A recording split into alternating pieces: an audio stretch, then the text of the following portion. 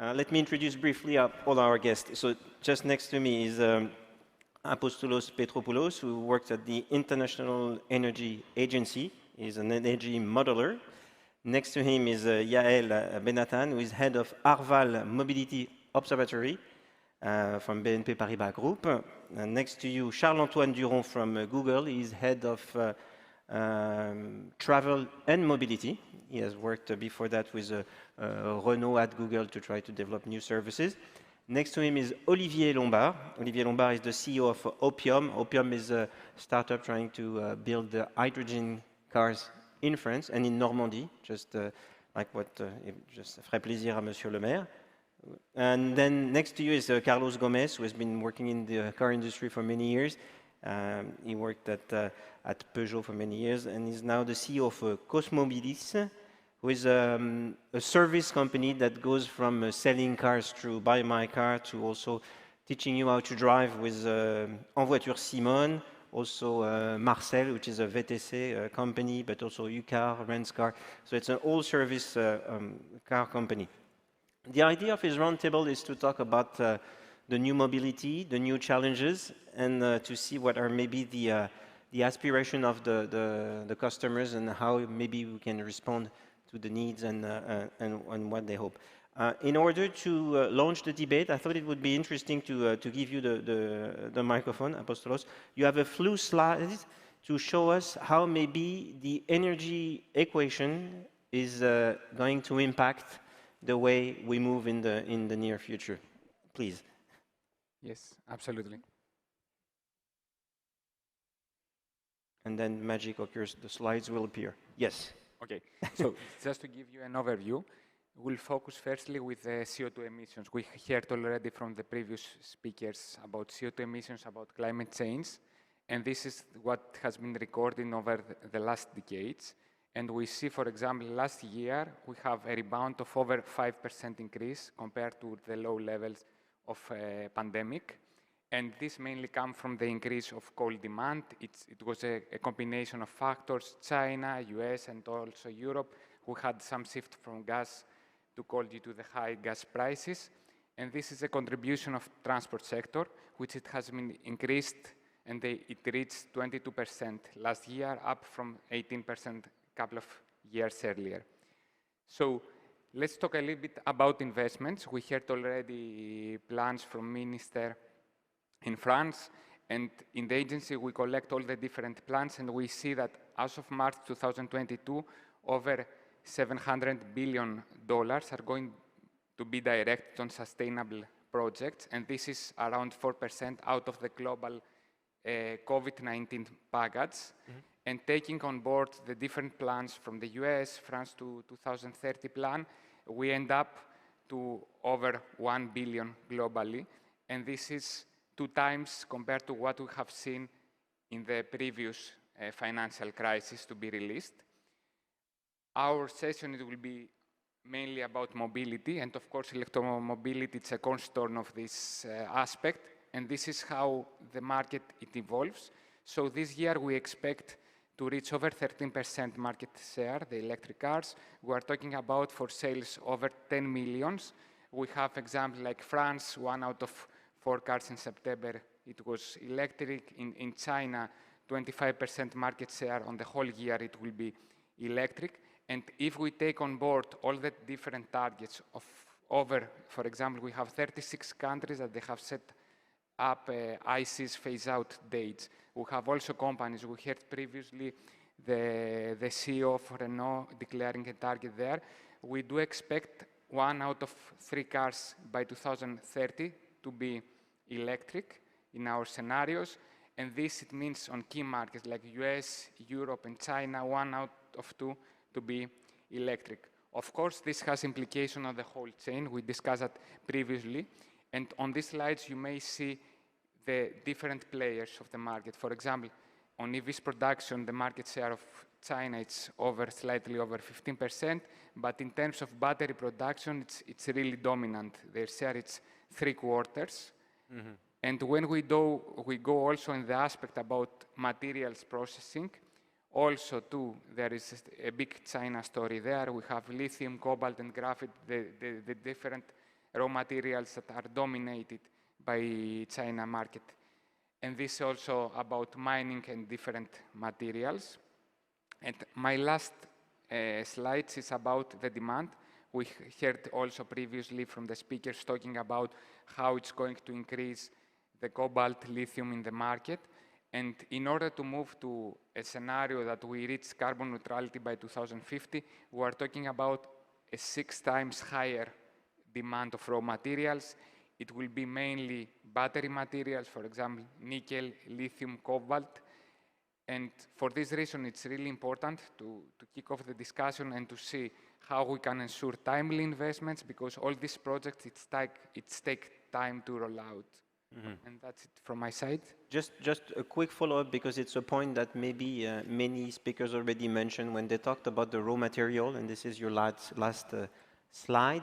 Do we have the supply? Do you think we will have the supply, or will there be a question of not only prices going up because demand is increasing very rapidly, but also there is a risk for lack of supply around the world?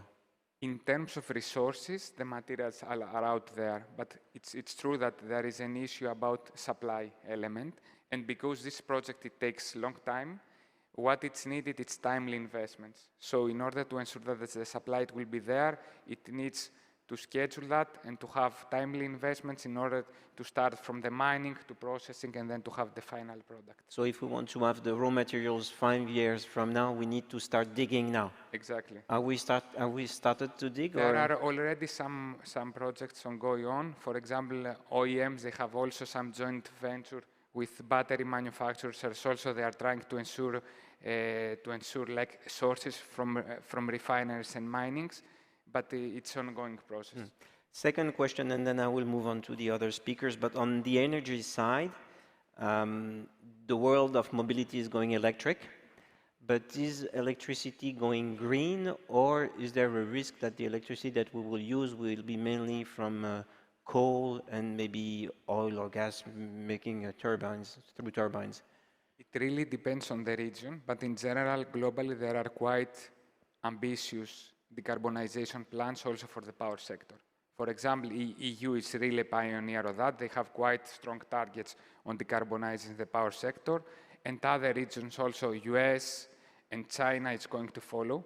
What is a key point here is that like now it's really competitive to produce from renewables. For example, in the past, it was not the case.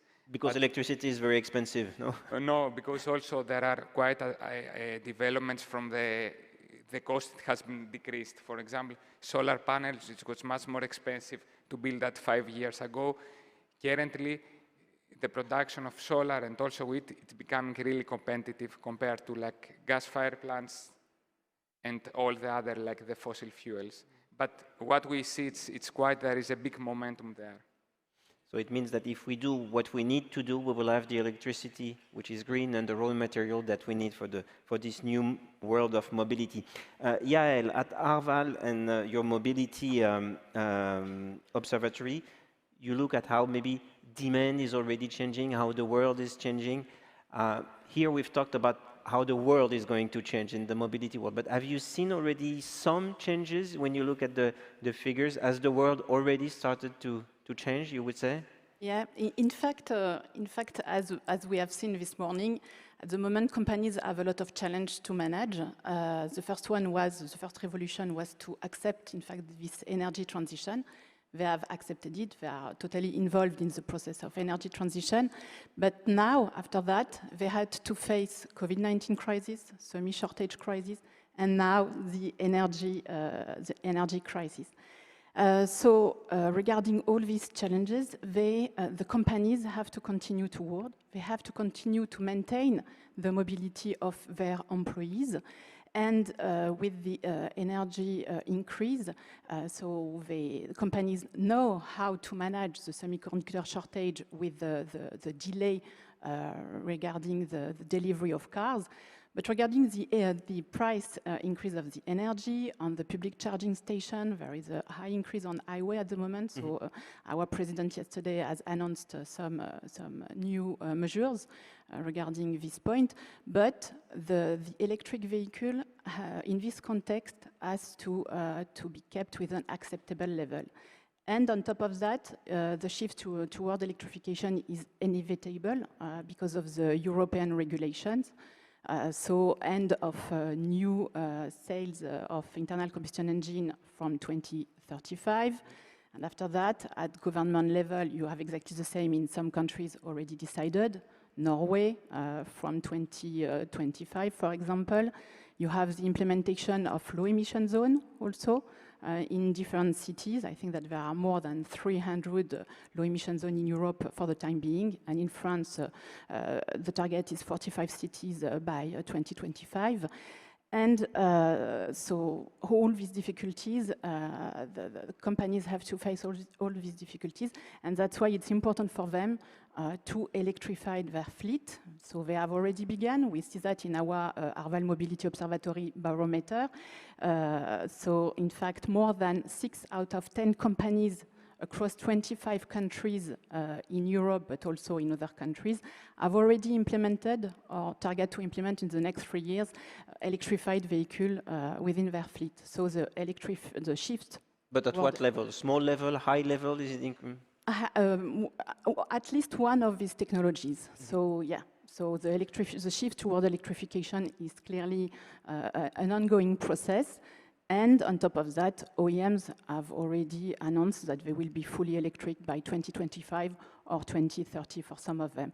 So yes, there is a clear shift toward electrification. Yeah, I failed to mention that the specialty of Arval is to specialize in full service, but also in vehicle lease for fleets, in a sense. So you know very well what companies do when they have to buy cars. We saw on the slide that 1 car out of 2 in the near future will be electric in Europe, the US maybe, and China. Do you think that the companies that buy for fleets will go much faster than that, or they will have to find an equilibrium because electric car are also more expensive? In fact, in terms of TCO, we have approximately the same level of TCO. Total cost of ownership, you mean? Yeah, total cost of ownership. So the level are almost the same depending on the models and depending on the countries also, between an internal combustion engine and an electric vehicle. So yes, they are ready to move. Yeah, they are ready to move, and they move. Companies are moving towards electrification, yes. And they are not worried about the fact that the reach, the fact that electric cars don't offer the same flexibility as traditional cars? Is this something that will maybe put them in just for some of their vehicles, but not all their fleet? Yes, exactly. In fact, there is something which is important is the usage of the car. So depending on the usage of the car, electric vehicles are relevant, or diesel car or internal combustion engine are still relevant. But it will change because now electric vehicles have a range more and more important, so it will evolve. The remaining challenge is the infrastructure of public charging stations. Public charging station. I was looking for the word, I didn't know. Born is public charging station. Okay, good. Carlos, you've seen the auto industry really change in the years you've worked for this industry. Do you also see the consumer changing, or are they still reluctant when they talk about electric cars? They are curious, or do you think that they are willing to jump as companies' fleet have already started to do? Thank you for the question. I was wondering when we will talk about the client, in fact. And I will say that beyond the fact that electric car, autonomous, and all that technology are evolving, one of the things that have been evolved a lot is the client and his relationship with the car. Differently from China, on the emerging country, I've lived in China 2 years, I lived in Brazil 7 years, where still the car is a status declaration of the person to tell others who his are. But in Europe, we have evolved. This is no longer a thing, and we see youngsters evolving their relationship with the car. This not means that they don't love cars or they don't like cars, but they cannot afford it in the same way, and they need to use it differently. And this is the same for adults and also seniors, because the fact is the cost of life also have evolved, and other components of the cost have introduced in the home, like telephones, like traveling, and also like being very important to live at home. Then today we need to answer the client differently, and that's why we have created Cosmobilis, in fact, because we think that we can no longer stand only for selling cars, new and used, and we need to provide other services. Because that's why we bought Marcel, which is a taxi company, a Uber-like. That's why we have also bought UK, because this provides short rental company and subscriptions and other ways of consuming car, all included or not included, in the way the client itself wants. And we strongly believe that is one of the things that has evolved a lot. We don't talk a lot about that, but that's really the point. And the second point I will mention on this changing is that the fact that, well, manufacturers and OEMs, they are very important for sure, because they stand for big investments, and they have a terrific work to do in answering to regulation. But again, what is important to say is that distributors, retailers, they are still the more important thing for the client.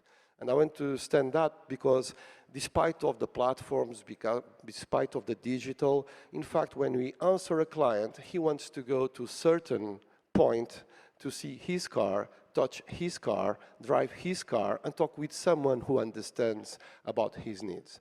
And we still believe on that. We strongly believe on that. That's why we are investing in that. Yeah, we should mention that Cosmobilis, at the heart of Cosmobilis, is Buy My Car, which is one of the biggest retailer or distributor of cars in France. In France, also in Italy, Spain, and now in Switzerland.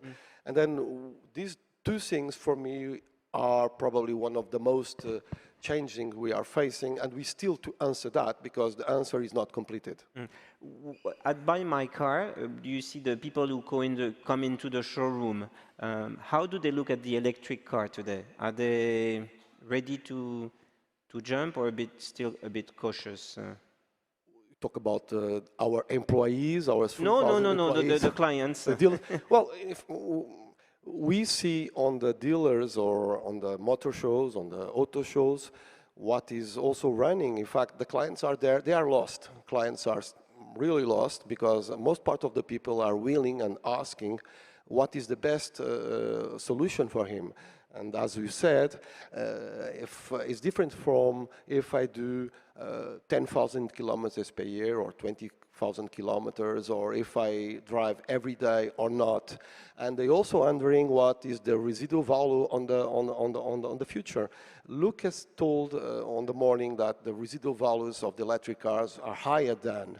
But as you also know, this is manipulated for sure at a certain point because we make some bets on the future.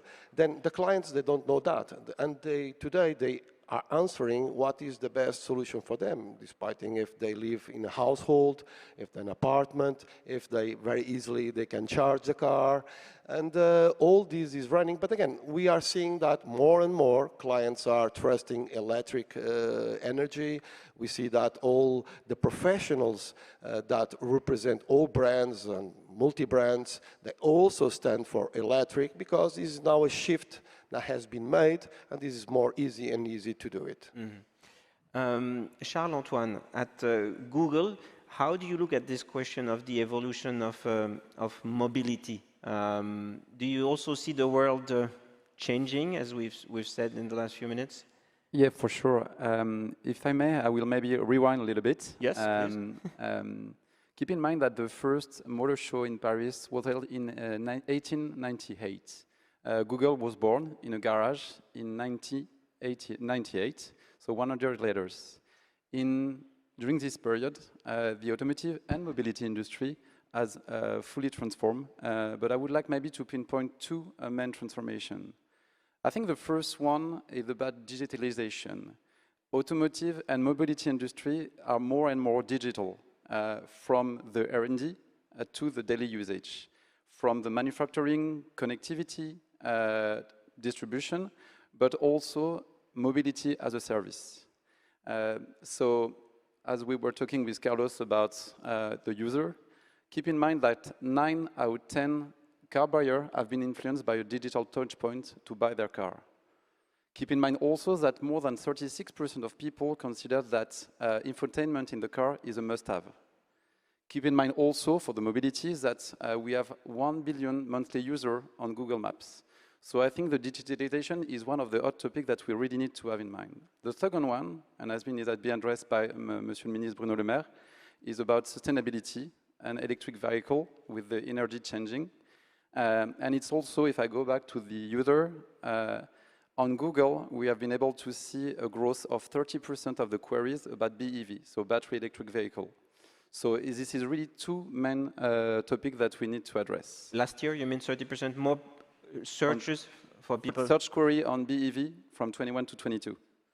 So it shows how the topic is, needs to be addressed to answer the user needs. If now move to our challenge at Google for that is we would like to be a partner of the automotive, but also on the mobility industry. What do you do at Google when I say automotive or mobility? What kind of services do you offer? So for automotive, it starts at the R&D. So to give you an example, since this year, Volkswagen is now using Google Cloud and machine learning to work on the drag coefficient of the car. So it's allowed them to go faster in the development for their car. I can give you also an example for Renault in the manufacturing. They also leverage Google Cloud and machine learning to for different reasons, for predictive maintenance in the factory, but also to save energy. And Renault again, but for the connectivity, now they base their Airlink, Open Airlink infotainment system on Android Automotive OS and come with Google built-in. So it means that natively you will have Google Maps, you will have the Play Store into the on your screen. Yeah. So this is for the, I would say, the automotive, and I can give you some other example about the distribution, but I would be short, I see the clock. And if you go to the mobility, we also want to address the user hot topic. And one of the user hot topic is about sustainability.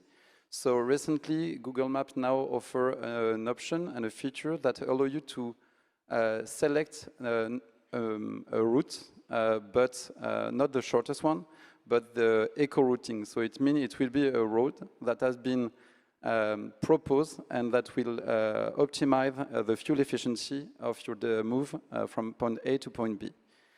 We are also working with the different institutions.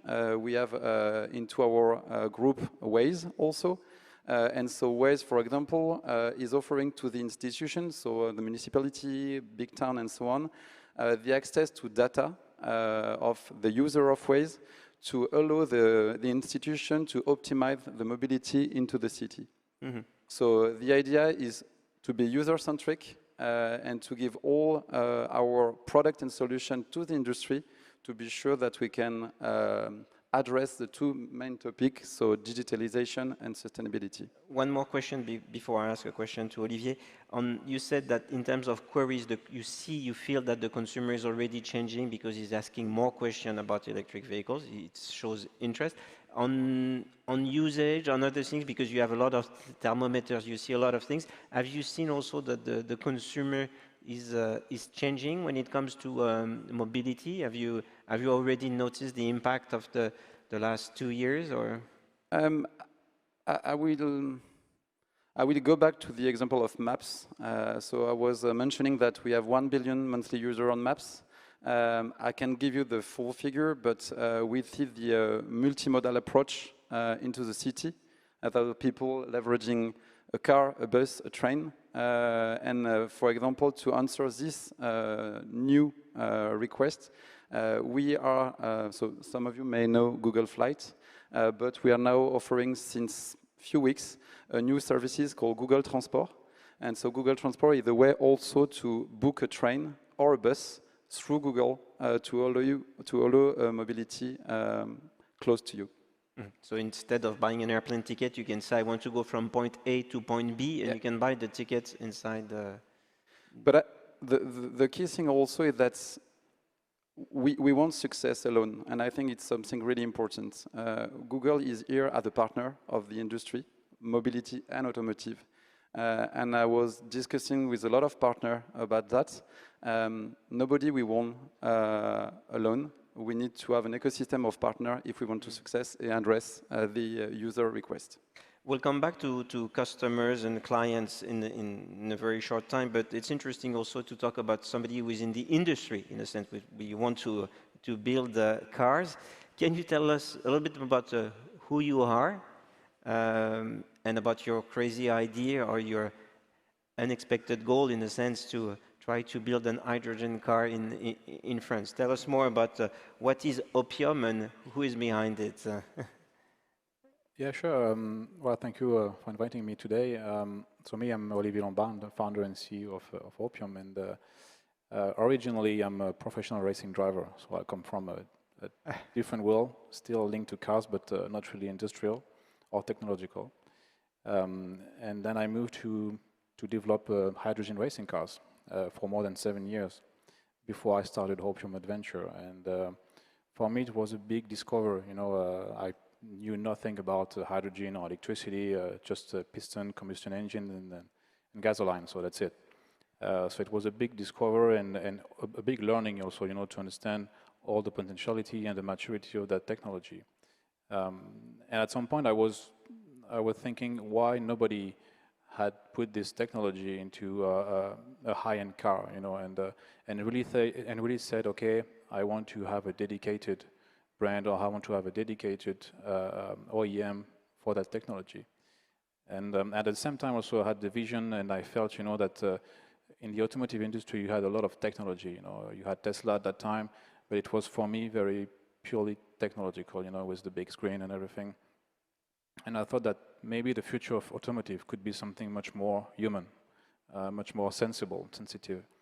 And that's why I think we envisioned the Machina as a car that first can bring a vehicle without constraint, because that's what hydrogen can offer, you know, range, very short time to refill your car, and also its energetic potential. So it can really, you know, offer a maximum digital experience in the car.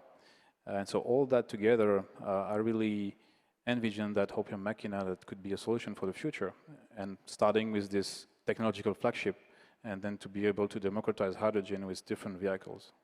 So what is your goal? When would you start to produce and sell a car? Is it in the near future, long-term future? And I think 2025 is going to be the time we're going to commercialize the car. So some say it's going to be in a long time. For us, it's tomorrow for sure, because we have the product and the technology to keep developing, and we also have a factory to build, actually. So we have announced a few weeks ago that the site, the first industrial site, will be in Normandy.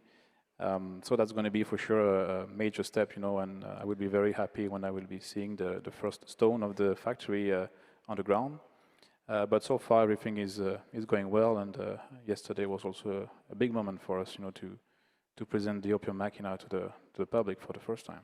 And it's going to be a high-end car. You want to start with luxury?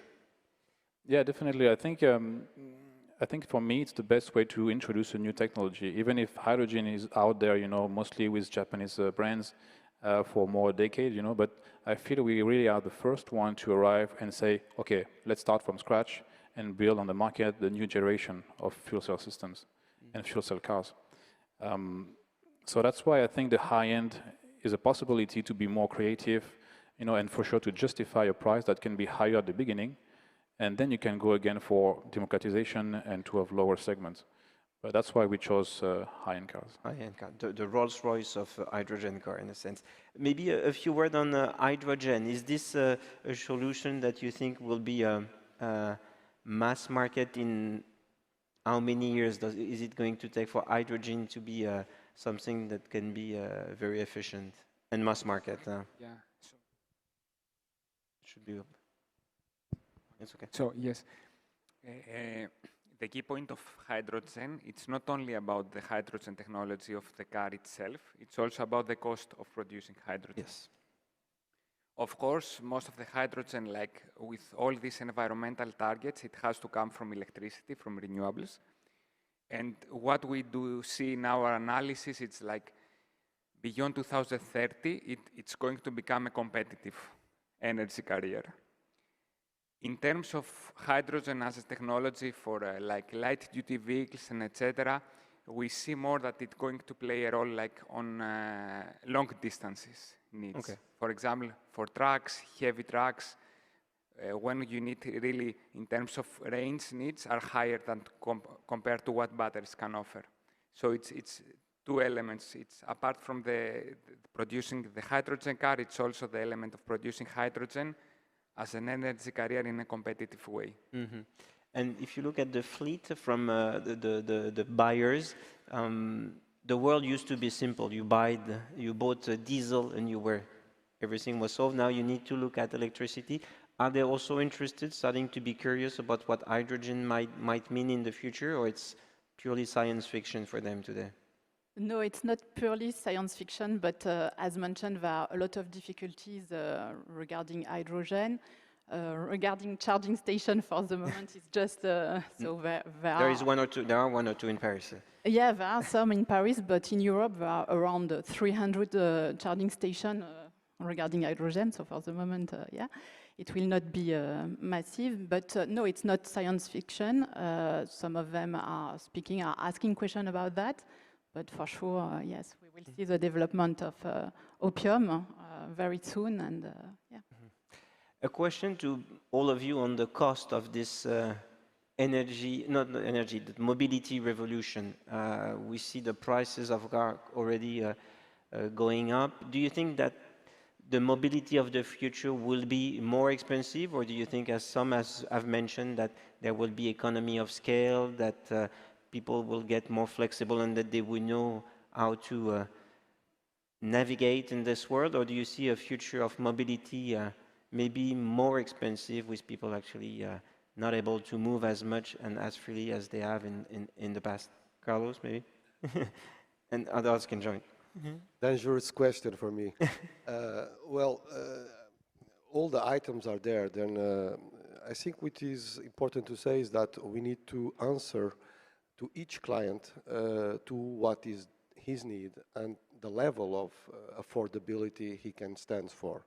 And that's why things are evolving, because cars today, and just to tell a story that happened to me a couple of weeks ago, I met two important members of a board of a certain manufacturer, very important, and they just found that their clients from the Access entry model were passing from 250 euros per month to 500 euros, and they were very surprised. That's the accumulating act of technology, the fact that there's less discounts, higher prices. All of these have evolved, and today cars are more expensive than in the past. Then probably tomorrow, not all people can have a car in front of the house, and I saw also Luke and Luke afterwards saying that we need to fight to really stand for democratic access to the mobility. But the problem is that today we are not going that direction. Then we need now to answer to this issue in different way. That's why we need to provide short rental in a very competitive way. That's why we need to answer to subscriptions on used cars and not only to new cars. And again, when you take a car, a used car, which is 25 or 50,000 kilometers, but has been treated by a professional, the car stands very good in quality. This is the same than a new car. When you take it for 1 week or 1 month, differently from if you buy it. Then I think the answer to your question is very complex. We cannot have an answer. We need to find different answers for each client and provide him the mobility he stands for. That's the very important intake we have taken these last months, and we are trying to do. One lever in the electrification also is the tax incentive, the incentive of the different governments. So what is important is to maintain this kind of incentive, because it's a real lever for the electrification.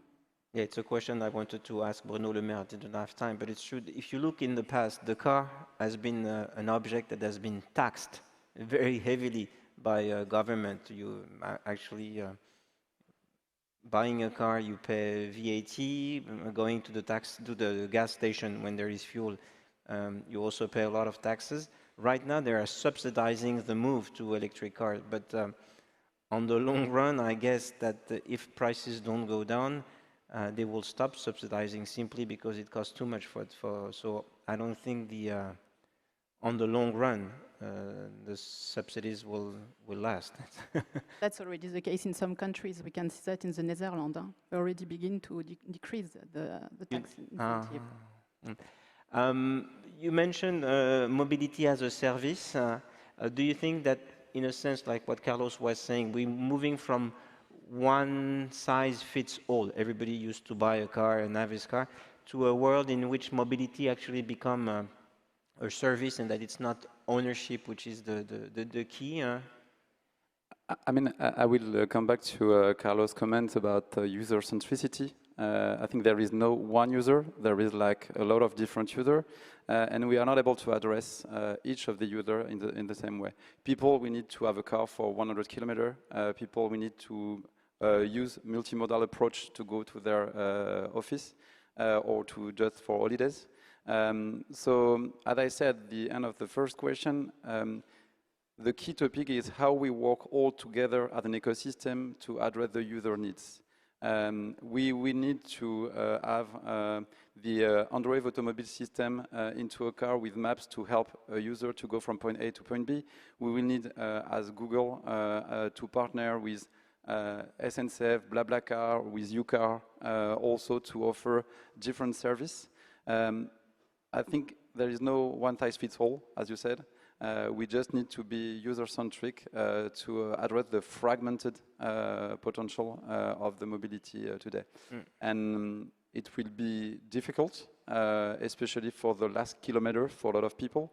But I think we need to work as an ecosystem, and Google will be happy to be part of it. It is said that the young generation, because they are more maybe conscious about the environment and less attracted by owning a car, don't want to buy cars. But as they get old, my impression was that getting older, they would buy a car. Do you think that the new generation is actually very different and that they will see mobility and car ownership in a different way than what we used in the past? Carlos, on this point, do you see a difference between the young and the old clients today in the showrooms or where they come to your services? Well, we need to wait that those young clients become adult, but or older. But no, you're right. In fact, young people have now this approach, but probably will evolve. And when they have kids, they evolve again. And this is a natural process. No way. But le fond, I don't know how to say it in English, but le fond of the thing is that this is evolving in this direction where the approach to the car is different, and the search for different kind of mobility, as you said, is also a trend, a very strong trend. And there's no way to solve that because cities also have changed, economy has changed, everything has changed, and the people need to adapt. And the thing is, we believe that the client is very intelligent, more intelligent than all us, and he will look for what is better for him. And they are now looking what is the best solutions daily to make this mobility possible, because there is no way that we can stop Europeans to stop mobility, because this is really an issue, a strong thing. But well, I'm hope that this goes on the right direction, because I'm a passionate from cars industry. I have cars on like many others, and yeah, we still are very optimistic about that. Cham, yeah. Just, I can give you or share data, but I think a personal example will be even easier. I'm not so young anymore. I'm 40. But I used to use mobility as a service. So I book train, I rent car, I use carpooling and so on. But now I have 3 kids. And when you have to put a baby seat into a rent-a-car, it starts to be a mess. So I'm moving and I'm going to buy a car soon. Honestly, I'm considering the different model right now. So anyone in the room? Yeah, I think when you move in your life, and I think Renault has a pretty good communication 3 or 4 years ago about that when you move into your life, your needs will change. And again, I would say, go back to user centricity. I'm a bit maybe European-centric. I see what is happening in Europe, but at Google you see maybe what's happening all around the world. The questions we're asking ourselves about moving to electric cars and the new approach to ownership and all this, is this, you think, a global question that you see in other countries, or do you see that only in Europe and maybe California, but not all over the US? Or is the world very different from places to places, or? I will say, if you just step back and take a macro approach, the Europe is pretty advanced on a lot of topics about sustainability, so that's why we have a migration that maybe will go faster than the US. But the topics start to raise also in the US, and we are also seeing a growth of EV queries in the US. But I think everybody knows the market, so you know the big evolution and the big trend in different markets. But we have definitely a more sustainable approach in the European area right now. But US are on the way also. To catch up.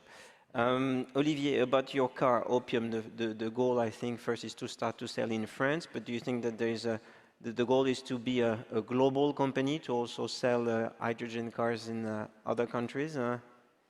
Yeah, just before answering your questions, I just would like to comment what was said about ownership, because... and young people, you're young, so maybe you have a relationship to ownership that is... But I'm already 31, so time flies. No, because we talked about science fiction earlier, and just would like to mention that it's true that in every science fiction movie you have a car. So in the human consciousness, a car is a car, you know, and a beautiful car is something that you want to own, not to rent, or, you know, you want to have it. So I think ownership will always be part of the human consciousness, and we will always be willing to have our own car, you know, whatever it costs. It's, I mean, when you are a child, you dream about having a car, so I'm not too much worried about that. And then I want to say also that, you know, we talked about digitalization, and I think that the car, and especially for the new generation, I see the car as a bridge, you know, because I think you have different layers where you have the user, you have the products, and then you have the whole ecosystem where you have applications, energy, community, etc. And all that is about data. And I think it's a bridge, and it's going to be a big flows, you know, of data, of the user data, the product data, and it's going to be how can we have the best platform, you know, for everything to communicate together. And even like we talk actually about metaverse, I truly believe it's going to be the future also. And why the car could not be, you know, with everything you have in the car, a bridge to the metaverse, for instance. I mean, you know, I think we need to project ourselves very far, because the new generation, this is what they're going to be born with, and that's where they're going to go. So, car should still be a kind of a dream. You think it has to be exciting and pleasureful, yeah? Always. and now to answer your last question, sorry, it's basically for sure we want to be global. The ambition, we want to commercialize the car in 2025, and we want to commercialize in Europe and then address North America, mainly California, because historically this is one of the most developed regions in hydrogen. But I truly believe that France and Germany will be very strong regions right in 2025. Actually, Germany has already very good infrastructures. You know, I think there are more than 100 stations in the territory, and in France, I think we are going to follow that, because a lot of investment plans and infrastructure development has been announced for production and distribution. So we are really looking forward to that. In terms of infotainment that you mentioned earlier, Charles-Antoine, you've been working with Android to put Android inside the cars. What is it going to really change when we have those new systems become more standard, in a sense? Will it make us travel in a more efficient way? Is that the goal? As I said, I think and as it has been mentioned by some big boss here, But the thing is that if you want to success, you need to partner with the one that are able to develop the product that will be up to date. And I think when we were discussing with Renault, for example, they have their open airlink system, and they work with us because they want to be always up to date and to be sure to offer the best service to the user. So we are working on our core job, so our solution on maps and mobility. We are working on including some service into the car with Deezer or some other music partner. But the idea is always to offer the best service. And we partner with the ODM to be sure that they will have the best service into the car with the infotainment, but just with one goal in mind is answer to the user need. The user starts his journey looking for his trip when he's on his smartphone. Today he's looking for gas, but... yeah, also, yeah. It's a short way to go to the gas station. But he will start to have a look where he can find the gas on his mobile. And then when he go into his car or her car, he will be happy to find a way already in the memory and the historical of his Android automotive system. So it's flawless. Okay. So one last question, and it's the same question for all of you. What do you think will be the biggest challenge you will face, or that your customers and clients or partners will face in the coming years to really move toward this new mobility? What are the biggest challenge each of you is facing, or your industry, and if it comes to, and we can start with you, with the biggest challenge the energy will be facing, energy world will be facing? I think also this is really related also to automotive industry. It's like about when the targets, for example, Europe has announced by 2035 a phase-out policy of ICEs. This is the big milestone for the industry as a whole in order to be able to achieve that. And the speed, going so fast. Exactly. And the second, it's your point about cost. To be able, first of all, to provide to everyone cost competitive product, and also to ensure that their plants are going to be supplied with a low cost energy. It's because now we see that in the past the energy sector, it was not so bonded in the automotive industry, but we see that it has changed now. It's really now we are discussing, everyone needs to discuss about gas prices, electricity prices, and it affects everything. Yaël, what do we think is maybe the biggest challenge of your clients, and maybe of you, but your clients mainly? Not about my clients, because I'm Arval Mobility Observatory, and I don't speak about on behalf of Arval, but I think that generally, the biggest challenge for companies is to be able to have some stable measures from government, to be able to understand clearly this measure, to be able to have time to adapt. I think that it's a very big challenge for all our companies all over the world. And we spoke about MaaS, so mobility as a service. MaaS is in fact flexibility in terms of mobility. And I think that for the companies, it will be also important for them to be able to manage this flexibility in the future and to have all the ecosystem available to do that. Charles-Antoine, biggest challenge? Lot of challenge. I will come back to what I think I repeat a lot, so sorry for that. But I think as Google, we really want to be perceived as a partner for the automotive and mobility industry and other competitors.